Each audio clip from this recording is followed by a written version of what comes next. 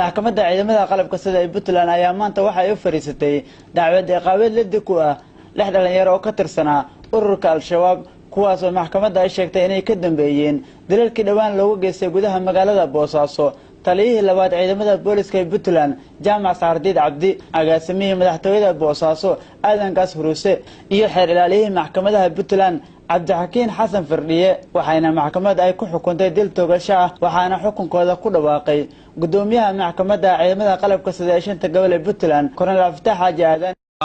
eedeysanayaasha kala ah Nuuraddiin Axmed Samatar Deerow ina Safiya Muxyidiin 22 jir ku dhashay magaalada Muqdisho Ayuub Yaasiin Cabdi Maxamuud ina Faadimo Axmed Ibraahim 32 jir ku dhashay magaalada Boosaaso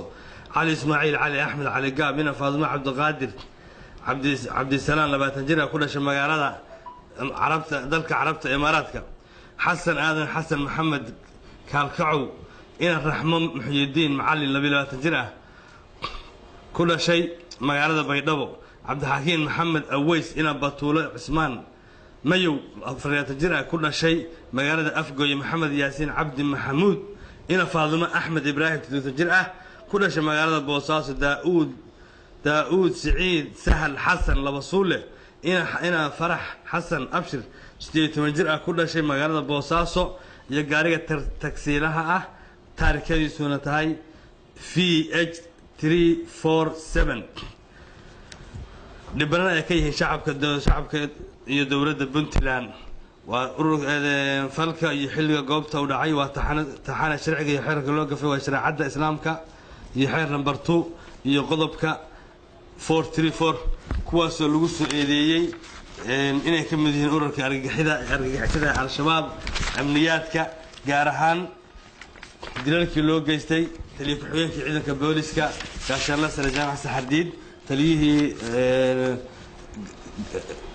agaasimihii madaxtooyada Puntland Boosaaso Aadan Gaas gaashaanle sare Cabdikariin Xasan Firdhiye xeerariyihii guud ee ciidamada qalabka sida maxkamaddu markii ay dhageysatay asbaabta xukunka maxkamaddu markii ay dhageysatay hay'adda xafiiska xeeralinta maxkamaddu markii ay dhageysatay doodii iyo istifaaca qareemada maxkamaddu markii ay akhriday gungaarka cadeymaha maxkamaddu markii ay ku qanacday qiraarka ay bixiyeen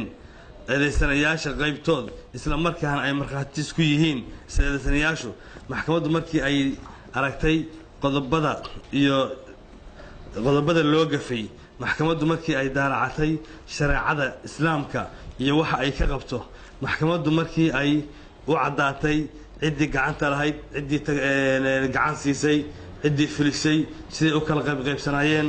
cidii lahayd meesha meherada lahayd meesha ay waxay ku xukuntay maxkamaddu shariicada islaamka Nuuraddiin Axmed Samatar Deerow ina Xaawo Aadan Cabdi ina Safiya Muxyidiin 22 jir ku dhashay Muqdisho maxkamaddu waxay ku xukuntay dil toogasho